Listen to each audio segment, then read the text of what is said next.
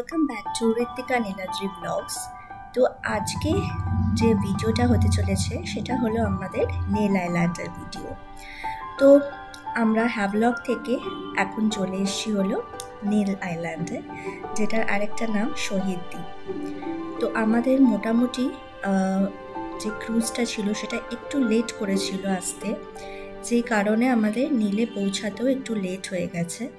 তো তাই জন্য আমরা হোটেলে না গিয়েই এখন চলে এসেছি ন্যাচারাল রক ব্রিজ দেখতে, নীলের যেটা ফার্স্ট অ্যাট্রাকশন। নীল আইল্যান্ডে দেখার মতন মোটামুটি ট্যুরিস্ট প্লেস রয়েছে হলো একটা ভরতপুর বিচ, একটা লক্ষণপুর বিচ এবং ন্যাচারাল রক ব্রিজ, যেটা আমরা এখনই দেখে নিচ্ছি। এবং এটা দেখার একটা নিয়ম আছে, সেটা হলো ভাটা যখন আসে, ভাটার সময় পুরো জায়গাটা ঘুরে দেখা যায়, কিন্তু যে সময় জোয়ার চলে সেই সময় কিন্তু পুরো জলে ভরে যায়। তো তার জন্য ন্যাচারাল রক ব্রিজের কাছে যাওয়া যায় না। তো তাই জন্য আমরা যে সময় নীল আইল্যান্ডে পৌঁছেছি, আমরা ঠিক করি যে আমরা আগে ন্যাচারাল রক ব্রিজটা ঘুরে নেব, ঘুরে নিয়ে তারপরে আমরা যাব হলো হোটেলে। কালারের টি শার্ট পরা ছেলেটা যাচ্ছে, সে হলো আমাদের গাইড। এখানে গাইড নিলে খুব সুন্দরভাবে সব কিছু বোঝা যায়, জানা যায়। এটাকে ন্যাচারাল অ্যাকোয়ারিয়ামও বলা হয়। আমরা বাড়িতে যে অ্যাকোয়ারিয়ামে যে সমস্ত মাছ দেখি, সেই সমস্ত মাছগুলো এখানে জলের মধ্যে ঘুরে বেড়াতে দেখা যায় সমুদ্রে। তো সামনের যে জায়গাটা এখানে শুকনো দেখা যাচ্ছে, এটা কিন্তু জোয়ারের সময় এলে পুরোটাই সমুদ্র থাকে, নামাও যায় না, কিছু দেখাও যায় না, যে কারণে আমাদের তাড়াহুড়ো করে হোটেলে না গিয়ে এখানে আসা। তো এখানে গাইড আমাদের চার্জ করেছিল 1500। ঠিক আছে স্যার, দেখুন প্রথমে আমরা এই স্যান্ডি এরিয়াটা যাব, ঠিক আছে, যেখানে আমাদের ফাইন্ডিং নিমো পয়েন্টটা থাকবে। এটাকে দেখার পরে আমরা যে দুটো পয়েন্ট বলেছিলাম, ব্রিজের সাথে ডিফারেন্ট অফ লিভিং কোরাল আর অ্যাকোয়ারিয়ামটা, ওটা এদিকে থাকবে। ঠিক আছে, কোনো যদি ডাউট হয় আমার নাম সাগর, আমাকে জিজ্ঞেস করবেন, মনের মধ্যে কিন্তু কিছু রাখবেন না। ঠিক আছে, আসুন। এরা বানান না কেওড়া রেসেন্সটা জানেন? এটা হচ্ছে সেই ট্রিটা যেটাকে না বলা হয় সি প্যান্ডানাস। এই যে ফলটা দেখছেন পাইনাপেলের মতো, এটাকে কেওয়া বলা হয় না। হ্যাঁ, এই গাছটা থেকে তৈরি, আর ফুল থেকে তৈরি হয়। হ্যাঁ, নর্মালি আপনারা যত ক্র্যাব বগেরা খেয়ে থাকেন না হোটেল বগেরাতে, ওই ক্র্যাবগুলো কি হয়, যখন ফুল মুনের টাইম হয় না, অমাবস্যা পূর্ণিমার টাইম, এই ফলটা পুরোপুরি পেকে না একদম লাইট অরেঞ্জ কালারের হয়ে যায়। ওর যে গন্ধটা না, ও ক্র্যাবকে অ্যাট্রাক্ট করে। আর যখন ওরা এখানে খেতে আসবে ফলটাকে, তখন ওদেরকে ধরে হোটেল বগেরাতে সেলিং করা হয়।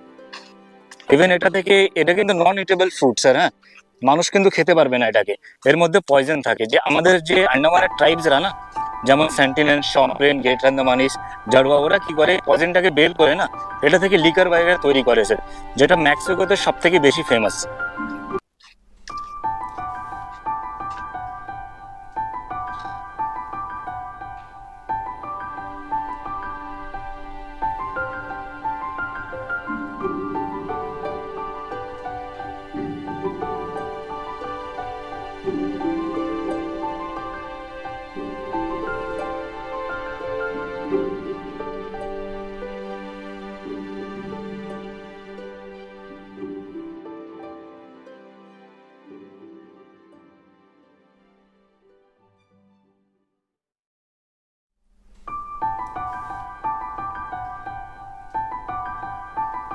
যে টর্টোইস আর সিকাও আছে না, ডোগং, এই সিউইডটা খেয়ে মিনিমাম 100 বছর বেঁচে থাকে স্যার। আর একটা টর্টোইসের লাইফ টাইম হচ্ছে 700 ইয়ার্স।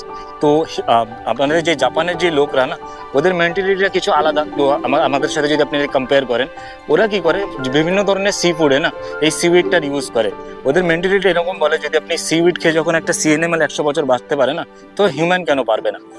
এবং যদি আপনি পুরো ওয়ার্ল্ডের কম্পেয়ার করে দেখেন না, জাপানের লোক থেকে কিন্তু সব থেকে বেশি বছর বাঁচে থাকে। ঠিক আছে, ফিশটাকে দেখেছেন?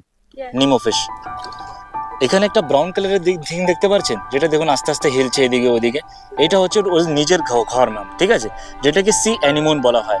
নর্মালি কি হবে, কোনো আনাদার ফিশ যদি নিমোকে অ্যাটাক করতে আসে না, এর ঘরটা অটোমেটিকলি শাটডাউন হয়ে যায়। নিজেকে নিজে প্রোটেক্ট করার জন্য এই জিনিসটাও করে থাকে। একটা নিমোর স্পেশালিটি জানেন?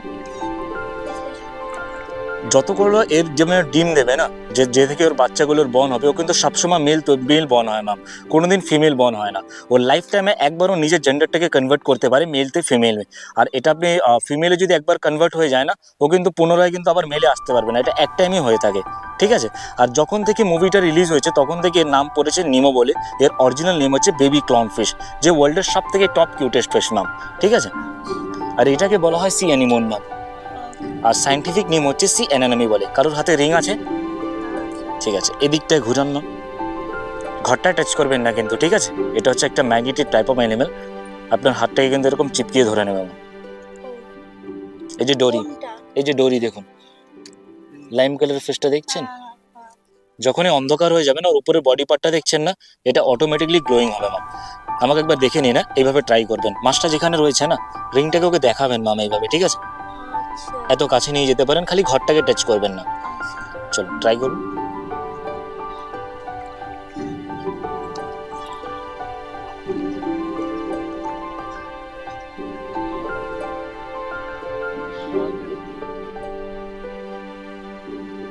যদি রিং এর লাইটনেস দেখে আপনার হাতে কিসও করে না, তার মানে হচ্ছে don't touch my house. Touch হয়েছে, এর মানে হচ্ছে আপনি ওকে ডিস্টার্ব করছেন, এর জন্য আপনার হাতে টাচ হয়েছে। কেউ আপনারা করবেন ম্যাম? আপনি? এটা আপনার life time experience ma'am. Normally আপনি যদি স্কুবা সিওক বগেরা করে থাকেন না, ওতে একটা ম্যাগনিফিকেন্ট গ্লাস হয় -4 এর, যেটা কিন্তু আপনি খালি কাছে দেখছেন, ওটা রিয়েল ফ্যাক্টে কিন্তু হয়তো ক্লোজ হয় না, অনেক দূরে থাকে। আর এই জিনিসটা বড় সাইজের মাছটা দেখছেন ম্যাম, দেখেছিলেন? ওটা হচ্ছে ওর হেড অফ দ্য ফ্যামিলি, এটা হচ্ছে নিউ বর্ন বেবি ম্যাম, ছোট বাচ্চা। ওটা হচ্ছে একটা টাইগার ফিশ ম্যাম, ওটা আলাদা ভ্যারাইটি টাইগার ফিশের।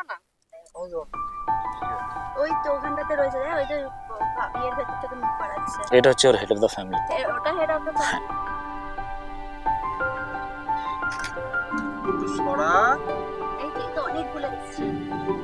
এগুলো সিউইড ম্যাম, একটু আগে বললাম না প্রোটিন পাউডার তৈরি হয়, হ্যাঁ এগুলো হচ্ছে সেই সিউইড গুলো।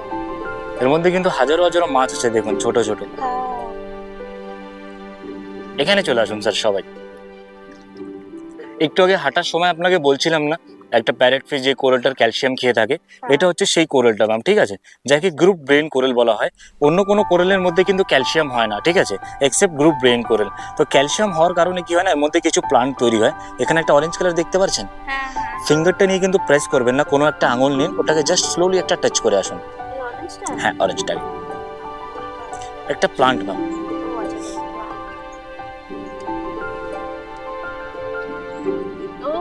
কোথায় মেরে ফেললেন? আপনার সামনে দেখুন ম্যাম, এখানে একটা ব্লু কালারের আছে, আপনার স্যার আপনার সামনেও দেখুন। লজ্জাপতি হয় না? হ্যাঁ লজ্জাপতি। এটা হচ্ছে আন্ডারওয়াটার লিভিং প্লান্ট ম্যাম, যেটাকে ক্রিসমাস বলা হয়।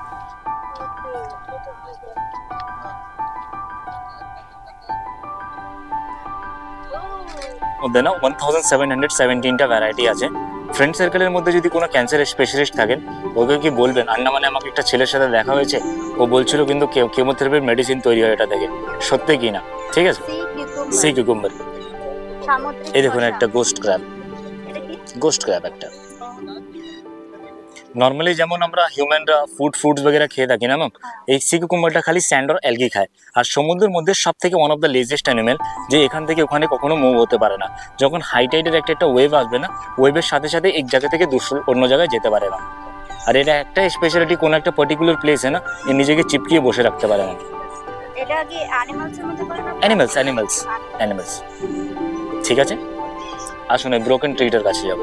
ট্যুরের মাধ্যমে অনেক কোরাল বগেরা দেখেছেন না স্যার, এটা কিন্তু কোনো ব্রিজ না, হ্যাঁ লোকে এটাকে ফেমাস করার জন্য একটা ন্যাচারাল ব্রিজ বলে নাম দিয়েছে, ঠিক আছে। এটা হচ্ছে সমুদ্রের মধ্যে সব থেকে বড় জাতের কোরাল, যেটাকে হচ্ছে মাউন্টেন কোরাল বলা হয়। 7 years এর মধ্যে না জাস্ট 1 inch গ্রো হয় স্যার, 7 বছরের মধ্যে 1 ইঞ্চ। তাহলে আপনি দেখে এটাকে ইমাজিন করুন এত বড় হতে এটার কত টাইম লেগেছে।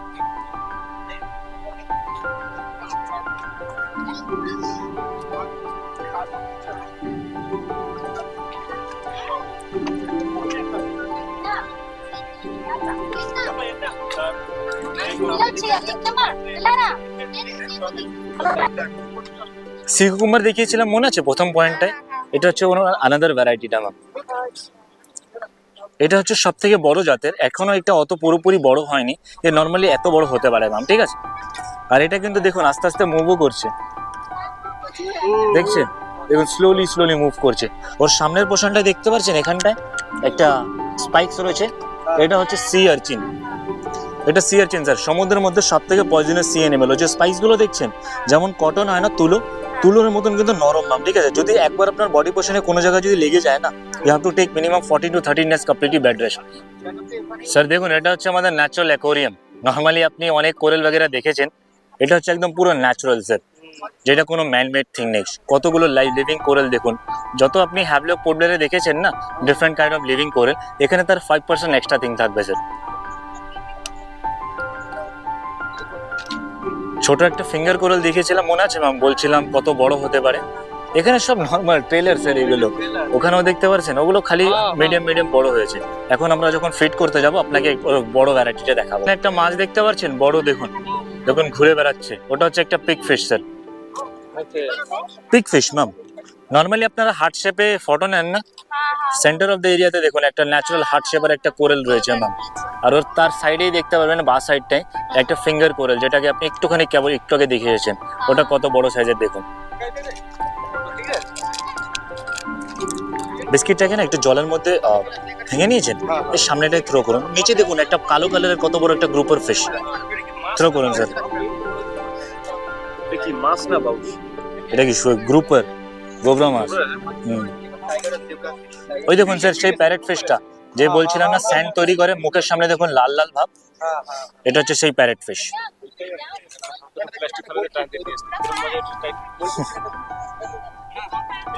আসুন নেক্সট আসুন ম্যাম, দেখে স্যার, হ্যাঁ এক বেরোন, তারপরে ম্যামরা আসতে দিন।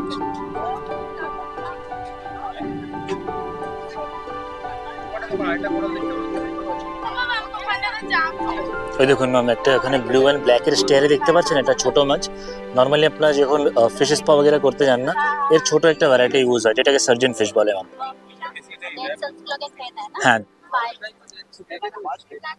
এখানে ইয়েলো অ্যান্ড ব্ল্যাক কালারের একটা স্টেয়ারের মাছগুলো দেখতে পাচ্ছেন, এগুলো সব ম্যাম জেব্রা ফিশ, ঠিক আছে। সে হলো আমাদের হোটেল রুমে। তো আমাদের ন্যাচারাল রক ব্রিজ ঘোরা হয়ে গেছে, এটা হলো আমাদের নীল আইল্যান্ডের হোটেল রুম। এখানে আমাদের 1 নাইট স্টে রয়েছে, হ্যাভলকে আমাদের 3 নাইট স্টে ছিল, এখানে 1 নাইট স্টে। তো এটা একটা সুন্দর বড় আয়না, বুঝতেই পারছো, এবং এখানে চা কফি বানানোর সমস্ত কিছু সরঞ্জাম রয়েছে। এটা একটা বাথরুম অ্যাটাচড, বেশ পরিষ্কার, সমস্ত রকম ব্যবস্থা রয়েছে এখানে। আর আই গেস এটা একটা ওয়ার্ড্রপ, আর পাশে রয়েছে হলো ব্যালকনি। দেখি ব্যালকনি দিয়ে কীরকম ভিউ দেখতে পাওয়া যায়। তো আচ্ছা এটা হলো ভিউ, তো এটা হলো সি বিচ থেকে অনেকটাই দূরে।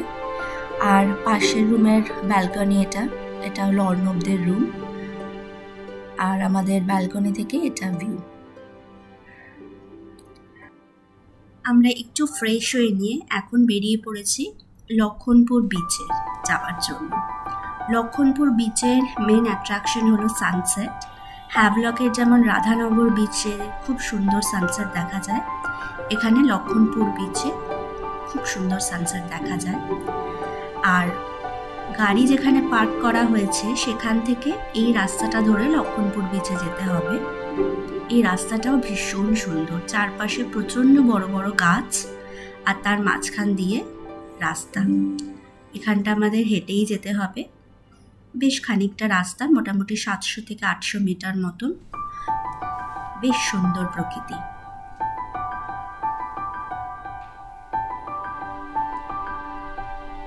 আমরা এসে গেছি, তো এবার একটু চারপাশটা ঘুরে দেখি, আর আমাদের সাথে আপনারাও সবাই ঘুরে দেখুন।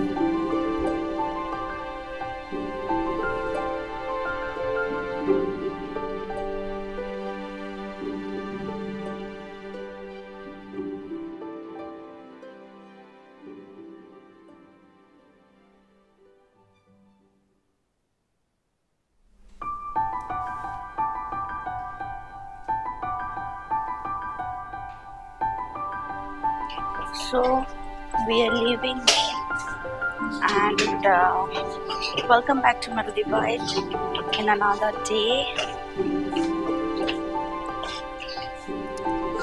আমরা এখন যাবো যে ভরতপুর বিচে যাবো, তাই তো? তো ওখানে কিছু অ্যাক্টিভিটিস রয়েছে, এছাড়া আর কিছু নেই, এলিফ্যান্টার মতো খানিকটা। তো ভরতপুর বিচে যাবো, একটু ফটো টটো তুলবো and then we will leave for road. গাড়ি আই থিঙ্ক চলে এসছে। আর যেটা আমরা মোটামুটি নীলটাতে কালকেই এসেছি, লক্ষ্মণপুর বিচটা ভালোই ঘোরা হয়েছে। আর বাস এই আর কি, হাভলক ইজ বেটার। নীল খুব ছোট্ট একটা আইল্যান্ড আর এখানে ঘোরার মতন। আর হ্যাঁ, তবে নীলের যেটা আমার খুব ভালো লেগেছে, that is the natural rock formation, যেটা সত্যি ভীষণ ভালো। আর বাকি সবকিছুই ভালো, লাইক লক্ষ্মণপুর বিচও ভালো লেগেছে, ওখানে হোয়াইট স্যান্ডটা খুব ভালো লেগেছে। আমরা এখন যাচ্ছি হলো ভরতপুর বিচের টুয়ার্ডস। এখানে সুন্দর সুন্দর প্রচুর দোকান রয়েছে, কেউ শপিং করতে চাইলে করতে পারে, বাট প্রচন্ড দাম, এক্সপেন্সিভ ভীষণ। খুব সুন্দর এই টাইপের টি শার্ট গুলো সবাই কিনেছে, সবাই, শুধু আমরা ছাড়া। প্রচুর দোকান আছে এখানে, বাট প্রচন্ড দাম। আমি কালকে একটা জায়গায়, কালকে যে লক্ষ্মণপুর বিচে গেছিলাম, তো ওখানে একটা আমি ওই মতির যে মালাগুলো হয় না, নেকলেস গুলো, তো সেগুলো আমি একটুখানি ভাবছিলাম যে একটা নেব। তো আমি জিজ্ঞাসা করলাম যে কিরকম কি দাম হবে।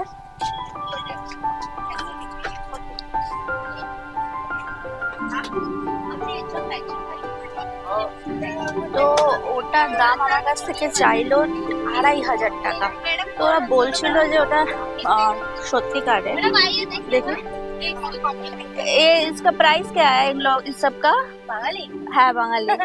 দেখো কোনটা, দেখো না, তুমি আগে প্রাইস বলো, নালে কি করো। হোয়াইটটা কি অ্যাশটা? হোয়াইট বা অ্যাশটা? হোয়াইটটা তোমার 3200 है, ऐसे 700।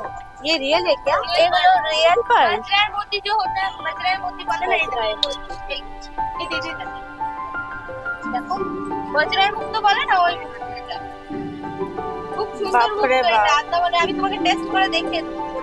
বাট ফুটের দোকান থেকে না এই এত দামি জিনিস কেনাটা মানে একটু রিস্কি। তো তাই জন্যই আমরা আর কি আমরা চলে এসেছি বিচের কাছে, and the Neel sea in Neel island. মানে এখানের সব থেকে যেটা আমাকে মুগ্ধ করেছে বলতে পারো, সেটা হলো এখানকার নীল জলটা। এই জল কোথাও পাওয়া যায় না।